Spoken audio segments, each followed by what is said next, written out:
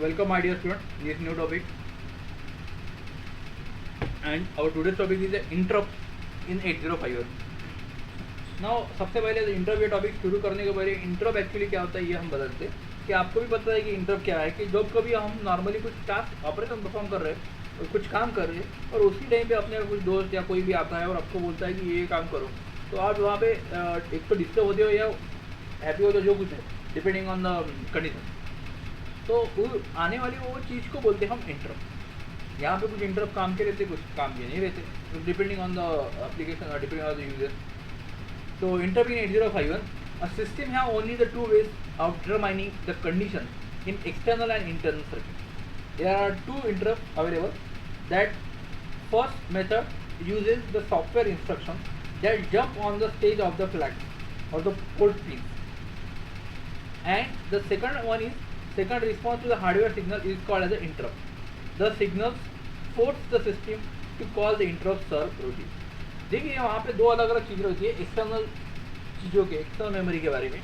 एक तो खुद होके आप वहाँ पे प्रोग्राम के में कुछ इंस्ट्रक्शन यूज करें, एल जम्प, ए जम्प, ऐसे कुछ एब्सोल्यूट जम्प, लॉन्ग जम्प, इसका यूज करके वहाँ पे जा रहे या वहाँ से आ रहे, तो वो खुद होके है,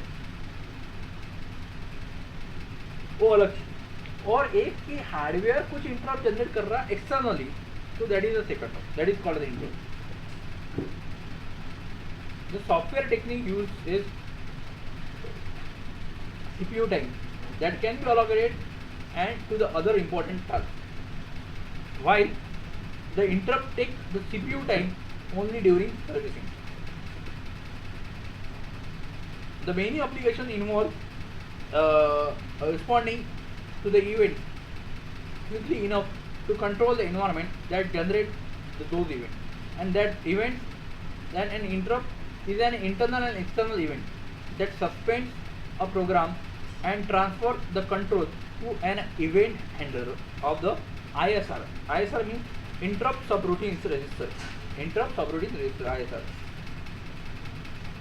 After ISR finishes its execution, the control is break and is given to the suspended program. While the microcontroller is an embedded system that connects to the many devices and need to handle the service request from the all devices at a time. यहाँ पे आपके सामने एक diagram दिया है। तो diagram में आपको इंटरप्ट कैसे कंट्रोल किए जाते हैं और उसमें कौन कौन से सर्किटरी यूज होते हैं ये यहाँ पे दिखाया गया है। देखिए यहाँ पे अलग अलग तरीके के इंटरप्ट दिखाए गए। टोटल 5 इंटरप्ट अवेलेबल है। First is INT0, INT1, timer 0, timer 1 and UAR। ठीक है, अब ये पाँचों के पाँचों आएंगे माइक्रोकंट्रोलर में। माइक्रोकंट्रोलर में आने के लिए इसको अगर फॉर एग्जाम्पल INT0 आया, तो INT0 आने के बाद ये IT0 ये स्विच है, ये स्विच एक तो 1 रहेगा या 0 होगा। अगर आया है तो 1, नहीं आया है तो 0, जो कुछ है उस हिसाब से ये एक्टिवेट होगा। यहाँ पे अगर ये क्लिक होता है ऊपर तो ये इसका बार करके 1 होगा, यहाँ पे आया तो लो होगा।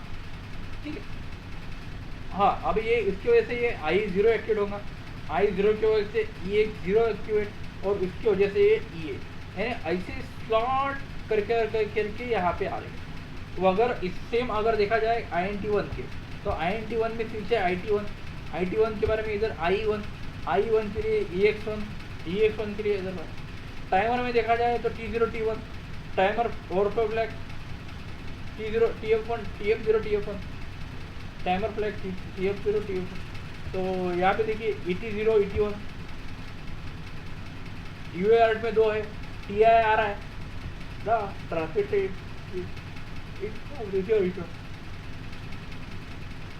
ये दोनों दिए और गेट के थ्रू दिए EX और ये थ्रू और गेट एंटर। तो इसका मतलब इस हिसाब से सभी की सभी चीज़ें इंटरप्ट की कंट्रोल की जाती है 8051। अगर इसमें का देखा जाए interrupt priorities in 8051। Now when the 8051 is reset, the priority is assigned as shown. Priority यानी कैसा है कि इंटरप्ट प्रायोरिटी यानी कैसा है कि आप कुछ काम कर रहे हैं और आपको सडनली फ़ोन आते हैं, आपको 3 फ़ोन आते हैं। एक फ़ोन आता है आपके बहुत दूर का फ्रेंड है उसका, दूसरा फ़ोन आता है कि जो कभी कभार आप उसको मिलते हैं उसका, और तीसरा फ्रेंड आता है आपके घर के आपकी मम्मी या पापा का। तो तीनों में से आप किसका फ़ोन पहले रिसीव करोगे? पहली प्रायोरिटी इसको देंगे, तो अपने मम्मी पापा को, बराबर।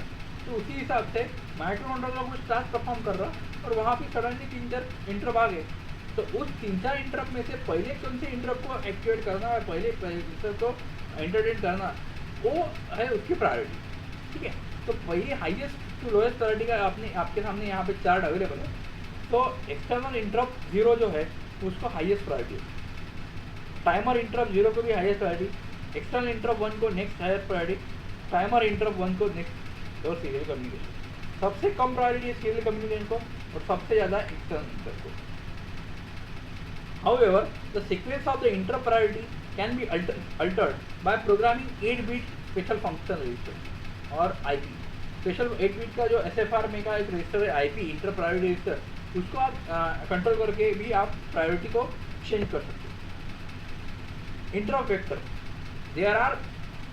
these are the vectors addressed by the SFR ISR inter service register servicing the 5 types of interrupt, that is system reset, external 0, timer 0, external 1, timer 1 and serial 4 having a certain address.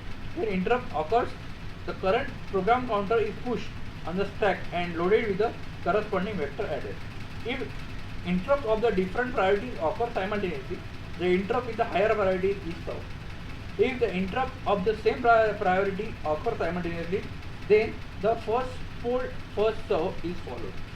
A low priority interrupt can always be interrupted by the high priority interrupt, and a low priority interrupt cannot be interrupted by the another low priority interrupt. Higher priority interrupt cannot be interrupted by the lower or equal priority interrupt. Okay, so thank you very much. In the next part we will be seeing next video.